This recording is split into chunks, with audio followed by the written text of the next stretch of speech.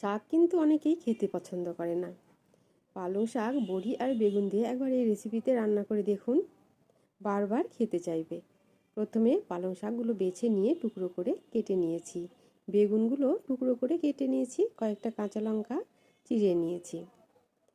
এবার পালং শাক আর বেগুনগুলো পরিষ্কার করে ধুয়ে নেব। কড়াইয়ে তেল দিয়ে ডালের বড়িগুলো ভেজে নেব। বড়িগুলো ভাজা হয়ে গেলে ওই তেলের মধ্যে দিয়ে দেবো কালো জিরে আর কাঁচা লঙ্কা ফোড়ন। এবার টুকরো করে কেটে রাখা বেগুনগুলো ওই তেলের মধ্যে ছেড়ে দেব। সামান্য নুন দিয়ে বেগুনগুলো ভেজে নেব। বেগুনগুলো ভাজা হয়ে গেলে টুকরো করে নিয়েছি বড়িগুলো ভেঙে, সেই ভাঙা বড়ির টুকরোগুলো ওর মধ্যে দিয়ে দেব। আর এবার পালং শাক পরিষ্কার করে ধুয়ে রাখা সেগুলো ওর মধ্যে দিয়ে দেব। এবার দেব প্রয়োজন মতো নুন আর হলুদ। তারপর পালং শাকগুলোকে রান্না করে নেব 5 থেকে 6 মিনিট, যতক্ষণ না পালং শাক থেকে জলগুলো শুকিয়ে যায়। এবার দেব স্বাদ মতো চিনি।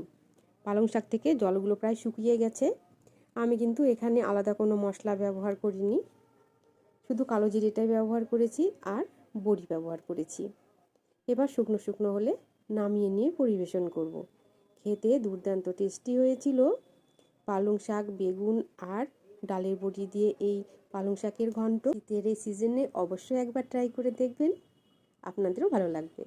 একটা মাঝারি সাইজের বেগুন পুড়িয়ে রেখেছিলাম, আজকে দুপুরে মাখা করলাম ভাত দিয়ে খাবো বলে। বেগুন পোড়া মাখার সময় ওর মধ্যে দিয়েছিলাম সর্ষের তেল, নুন, কাঁচা লঙ্কা, ধনে পাতা আর শসা কুচি, আর ওর মধ্যে দিয়েছিলাম সামান্য লেবুর রস। লেবুর রস আর শসা কুচিতে বেগুন পোড়ার একটা আলাদাই টেস্ট চলে আসে। মাখাটা খুব টেস্টি হয়েছিল। আমি পরে আবারও একটুখানি লেবুর রস নিয়েছিলাম। লেবুর রস অনেকে খেতে পছন্দ করে না বেশি টকের জন্য, কিন্তু লেবুর রস খুব টেস্ট বাড়ায় বেগুন পোড়াতে। আমি দুপুরের ভাতের সঙ্গে বেগুন পোড়া আর ডাল দিয়ে মেখে খুব তৃপ্তি সহকারে খেয়ে নিলাম। ফুলকপির কিন্তু দুর্দান্ত একটা রেসিপি আজকে আমি রান্না করলাম। ফুলকপিগুলো প্রথমে টুকরো টুকরো করে নিয়েছি ছোট ছোট সাইজে। এবার গরম জলে নুন দিয়ে প্রথমে কপিগুলোকে ভালো করে ভাপিয়ে নিয়েছি। এবার জলগুলো ঝরিয়ে নিয়েছি আর তেলের মধ্যে লাল লাল করে ভেজে নিয়েছি। প্রেসার কুকারে জল দিয়ে দুটো টমেটো আর আলু টুকরো করে নিয়ে সামান্য নুন দিয়ে সেদ্ধ করে নিয়েছি। সেদ্ধ করে নেওয়ার পর ওর মধ্যে দিয়েছি হলুদ গুঁড়ো।